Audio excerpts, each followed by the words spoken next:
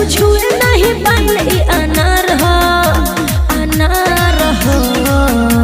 कि गढ़ावा जिला के लड़का होले रंगदार हो मार देला गोली हो जाला यार पार हो गढ़ावा जिला के लड़का होले रंगदार हो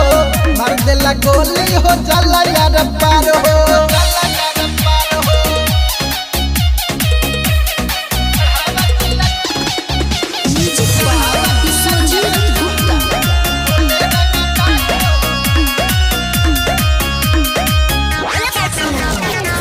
गोली के नोक जनी ऐसे ठेकावा ऐसे न जबरी तू लहंगा उठावा इहा न चले तोहार गुंडा कर दे जाके कहीं और पावर देखावा